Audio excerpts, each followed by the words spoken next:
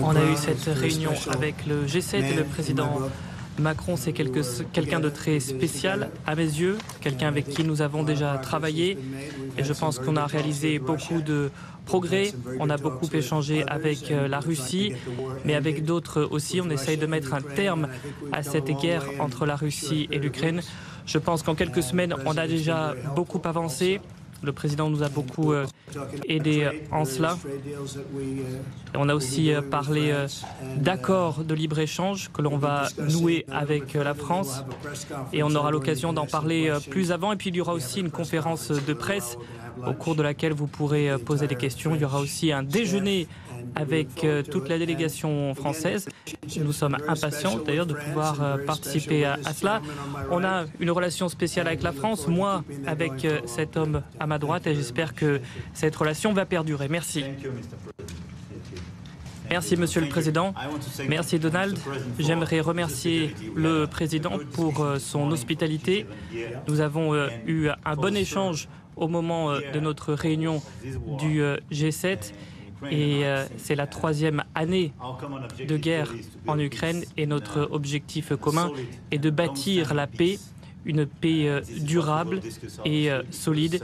Et c'est précisément de cela dont il sera question au moment de notre entretien, parce que moi j'ai énormément de respect pour la bravoure et le courage du peuple ukrainien.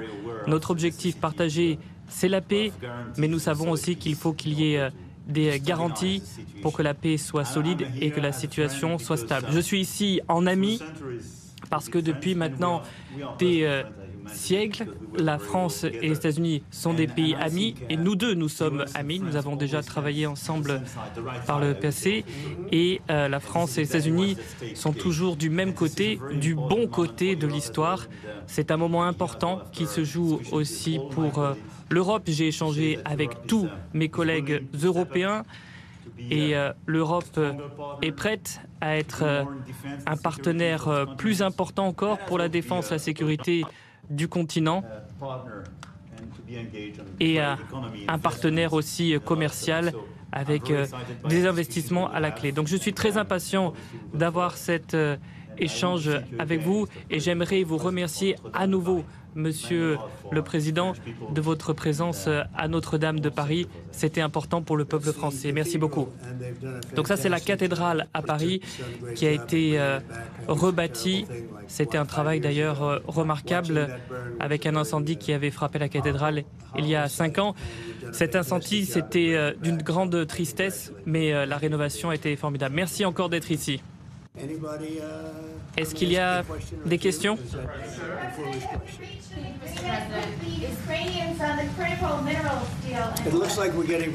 Quid de l'accord sur les minerais? Écoutez, c'est un accord sur lequel on est en train de travailler. Il est presque bouclé. Il faudrait qu'on récupère l'argent que nous avons investi en Ukraine. Je pense que ça sera bon aussi pour l'Ukraine. Mais nous, on a investi 350 milliards de dollars en Ukraine pour sa défense. C'est énormément d'argent investi et on n'a rien reçu en retour. L'administration Biden est coupable de cela et les Européens, eux, ont investi 100 milliards sous forme de prêts. Et les Européens ont été malins, ils ont compris que ce n'était pas juste, ils nous ont aidés. Mais pour ce qui est des Ukrainiens, j'ai l'impression qu'on est proche d'un accord. Scott est là, pas très loin. Il travaille sur ce dossier-là. Est-ce que vous avez quelque chose à ajouter, Scott? Oui, on en est vraiment pas loin de la conclusion. Un accord sur les minerais, est-ce qu'il serait assorti d'une sécurité pour l'Ukraine et l'Europe? L'Europe va veiller à faire le nécessaire. Écoutez, une fois qu'on aura signé l'accord, je pense qu'il n'y aura plus de guerre en Ukraine. Ça ne sera plus un gros problème. Ça sera le cadet de nos soucis.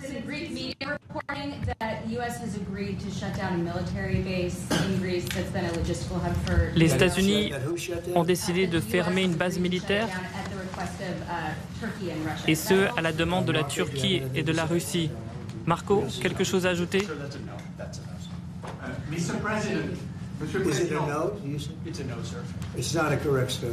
Non, ce n'est pas la bonne information que vous avez.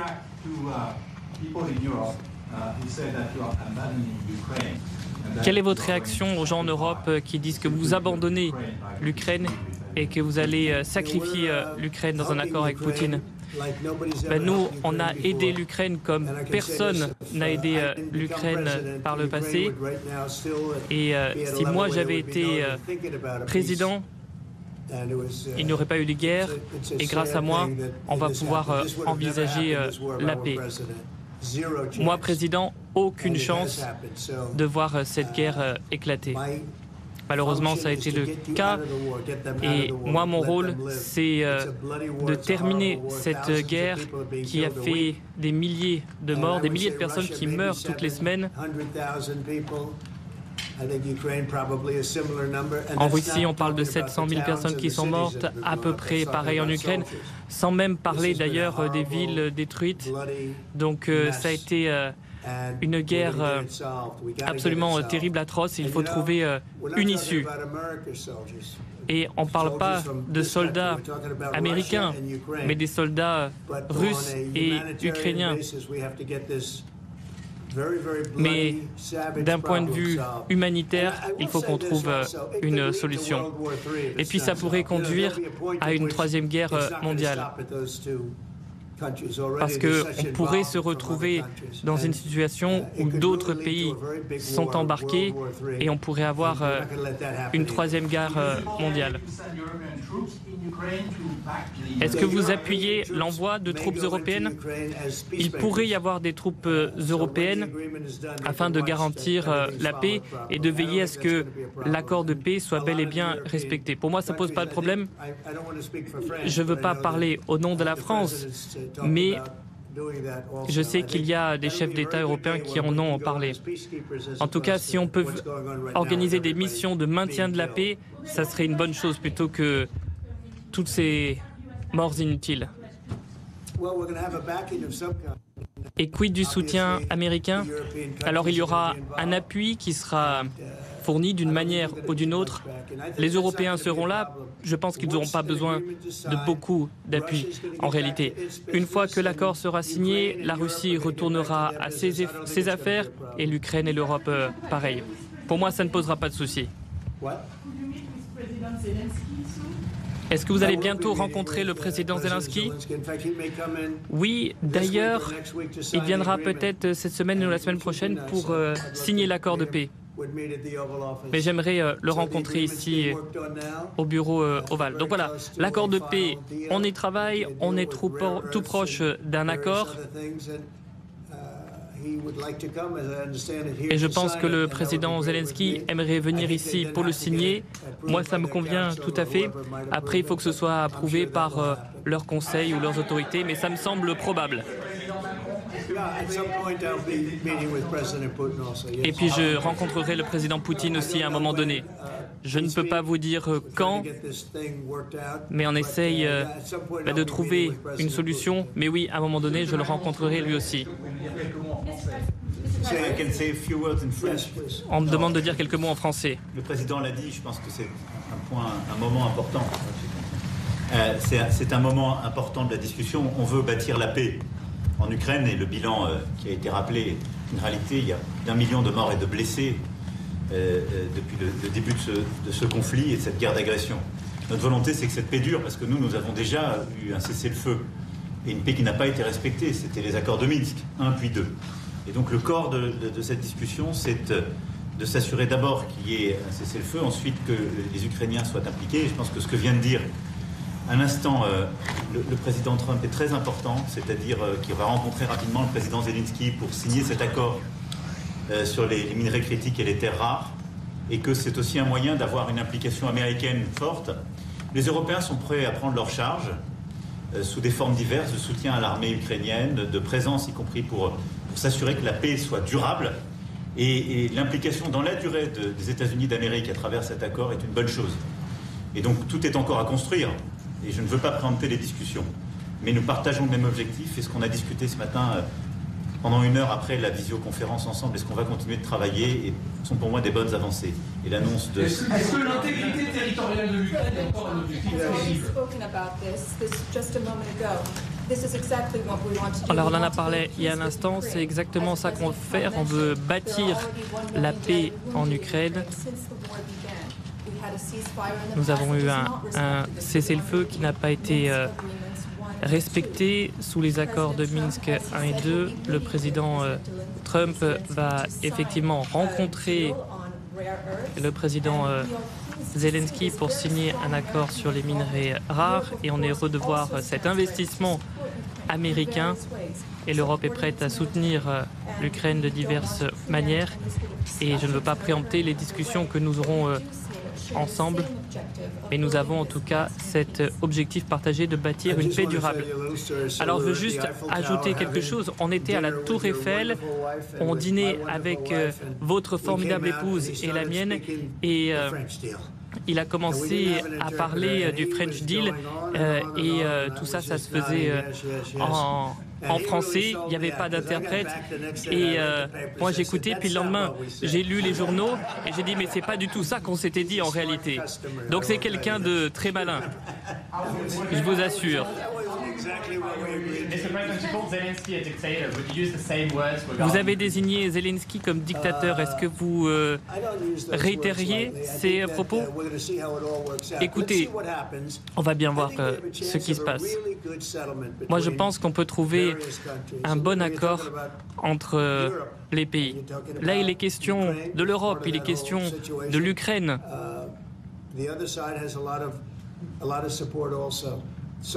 On voit aussi que l'autre partie a beaucoup de soutien. Donc on verra ce que ça va donner. On peut inventer de l'argent, imprimer de l'argent, mais créer de nouvelles vies, ça, ce n'est pas possible. Et cette guerre, elle a fait énormément de victimes. Est-ce que vous pensez que le département Dodge va nous en dire un peu plus sur cet email exigé de la part des fonctionnaires sur leurs 5 missions réalisées dans la semaine? Vous voulez dire cet email sur ce que les fonctionnaires ont fait la semaine passée? Moi, je pense que c'est une bonne idée, en fait, parce qu'il y a des gens qui ne viennent pas au travail. Et donc, quand on leur posait la question « Qu'est-ce que vous avez fait cette semaine ?» Eh bien, Elon Musk est en train de poser la question « Est-ce que vous êtes en train de travailler ?» Et si ne vous répondez pas, eh bien, vous êtes à moitié viré ou complètement viré.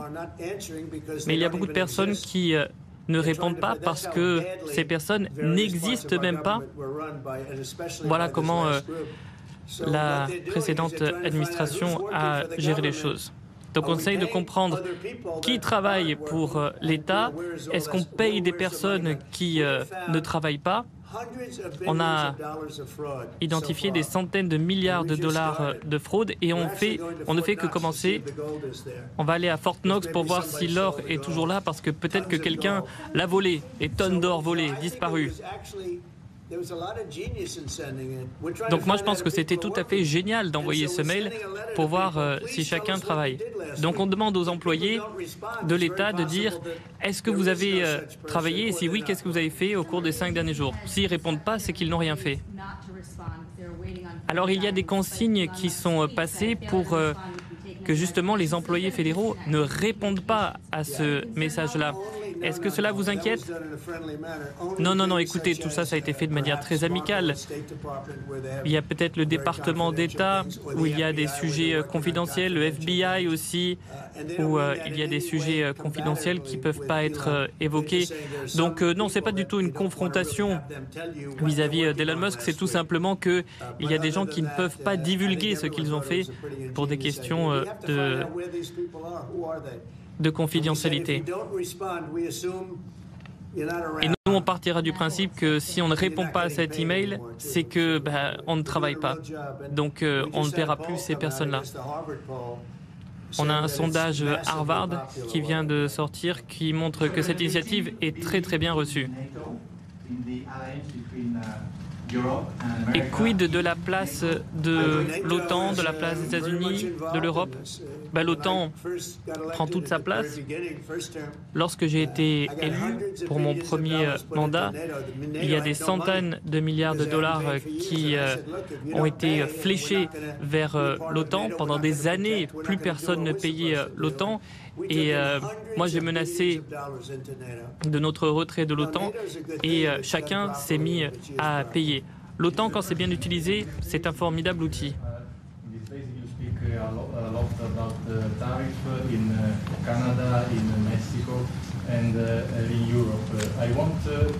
Pour ce qui est du Canada, du Mexique, de l'Europe, j'aimerais savoir un peu... Attendez, est-ce que vous pouvez parler un peu plus fort? Est-ce que vous pouvez parler un peu plus fort? Vous avez une très belle voix, mais qui ne porte pas beaucoup. Vous êtes d'où? Ah, d'Italie. Ah, j'adore l'Italie. Allez-y.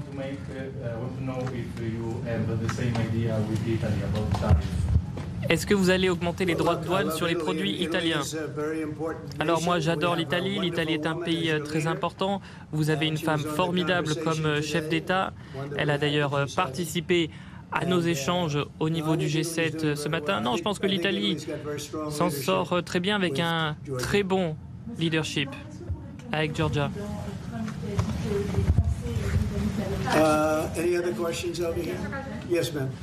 Y a-t-il d'autres questions? Est-ce que vous pouvez clarifier ce que vous avez dit sur les transactions commerciales entre la Russie et les États-Unis? Les transactions commerciales entre les États-Unis et la Russie. Alors, on va faire un gros travail de développement économique. Enfin, on verra bien ce que ça va finir par donner. Mais en tout cas, on est tout à fait favorable à cela parce qu'il y a beaucoup de terres rares. La superficie du pays est très importante. Il y a beaucoup de choses qui peuvent nous être utiles et inversement.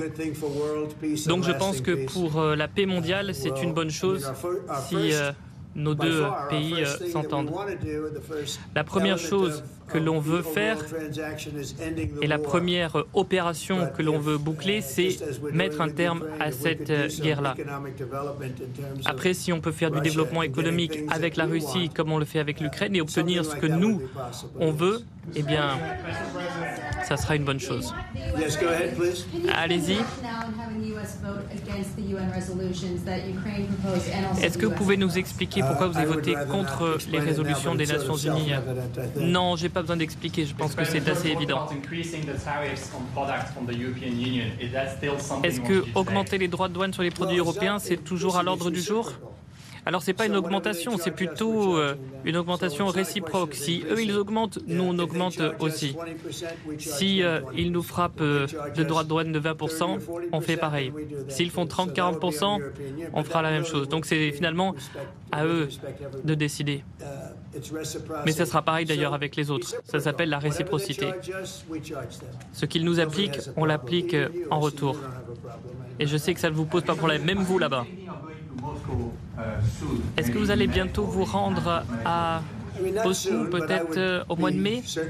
Peut-être pas si tôt que cela, mais si on arrive à tout résoudre, ce qui me semble possible, oui, j'irai volontiers, puis lui, on pourrait venir.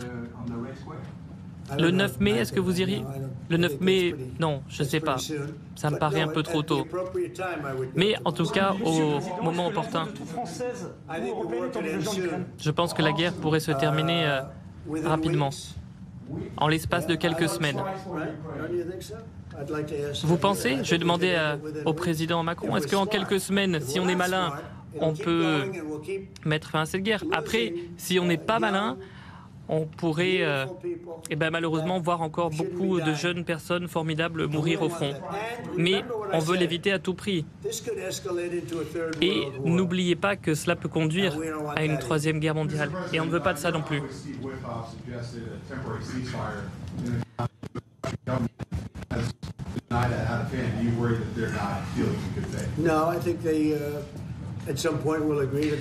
Non, je pense qu'à un moment donné, on pourra peut-être se mettre d'accord sur un cessez-le-feu, mais le cessez-le-feu, c'est le début de la fin de la guerre. Je ne pense pas qu'il y aura un cessez-le-feu et un retour des combats. Et je suis heureux de pouvoir aider parce qu'il n'y avait aucune communication avec la Russie. Biden n'échangeait pas avec la Russie. Il ne pouvait même pas échanger avec ses propres enfants. Il n'y avait aucune communication. Il n'avait pas parlé à Poutine depuis 3 ans. On essaye de mettre un terme à une guerre. Il faut échanger. On a des milliers de personnes, de soldats qui sont tués toutes les semaines. Et puis les villes aussi avec des missiles qui sont lancés sur les villes ukrainiennes. Mais cette guerre, elle est infiniment triste et elle aurait dû être arrêtée bien plus tôt. Elle n'aurait dû même ne jamais commencer et elle n'aurait dû durer qu'une semaine, pas 3 ans. Je vais répondre. Alors si vous me le permettez en français. Plusieurs questions de vous et de votre collègue qui ont été posées en français et qui rejoignent les questions posées par les collègues américains. D'abord, cette discussion est utile et construire la paix est une nécessité. La deuxième chose, c'est que aujourd'hui, une capacité de dissuasion qui est restaurée et que c'est ce que veut dire le président Trump quand il dit il n'y aura plus de problème. Je pense que la force du réengagement américain aujourd'hui, c'est en quelque sorte l'incertitude aussi pour le président Poutine. Et donc il y a une capacité de dissuasion qui est là, qui permet de sceller d'abord sans doute une trêve, la capacité à vérifier que cette trêve est respectée, et ensuite un accord de paix qui permettra de reconstruire l'Ukraine, mais de lui apporter aussi les garanties de sécurité. Dans le cadre de ces garanties de sécurité, nous pensons que nous avons notre rôle à jouer. Et donc, on verra à ce moment-là de la discussion, je ne veux pas la préempter, ce qui est nécessaire pour que l'Ukraine puisse rester un pays souverain. Et d'ailleurs, dans les discussions entre l'Ukraine et les États-Unis d'Amérique, il y a cette question d'une souveraineté ukrainienne qui est respectée. Et donc, nous, ce que nous avons préparé, en particulier avec nos partenaires britanniques, dans le cadre d'un travail très étroit qu'on a mené ces dernières semaines, et partagé avec tous les pays européens et alliés qui sont prêts à s'y joindre, c'est l'idée de dire on est prêt à apporter ces garanties de sécurité. Les conditions, elles doivent en être définies. Elles doivent être définies par l'accord. Ça peut aller jusqu'à l'envoi, comme l'a dit le président, de troupes qui iront observer que la paix est bien respectée, qui iront se positionner, pas sur la ligne de front, pas pour justement, en quelque sorte, être dans le conflit, mais marquer une présence comme une garantie. Il y a d'autres moyens de soutenir qui peuvent être des soutiens accrus et capacitaires à l'armée, des structures nouvelles. Et je pense aussi que l'accord qui est discuté, le président l'a dit, la crédibilité américaine qui est mise dans ce moment, c'est aussi montrer que chacun est dans son rôle, mais que nous avons une unité, Européens et Américains, et donc avec une forme de garantie que les Américains prennent par la discussion sur les minerais critiques qui sont en train de finaliser. La guerre peut s'arrêter dans plusieurs semaines. Je pense que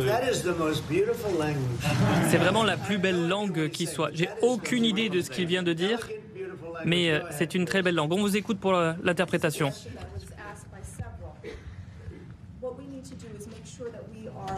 Alors ça, c'est une question qui a été posée par plusieurs personnes.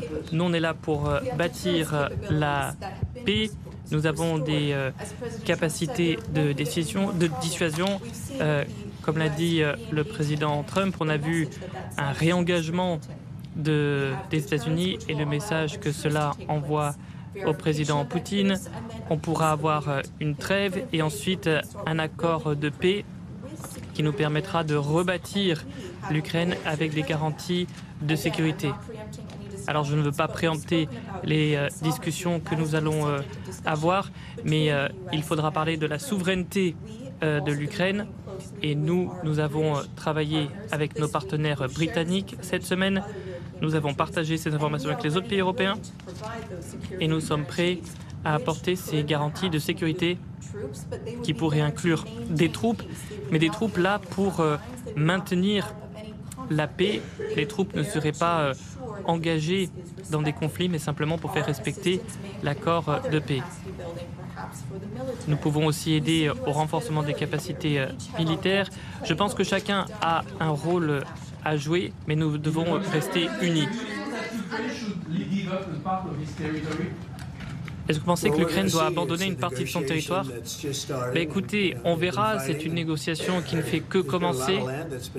Il y a déjà beaucoup de territoires qui ont été pris, donc on va voir ce que ça va donner, ça fait partie des négociations. En tout cas, il y avait beaucoup d'unité au moment de notre réunion Skype du G7. En tout cas, beaucoup d'unité entre les pays. C'était très impressionnant à voir.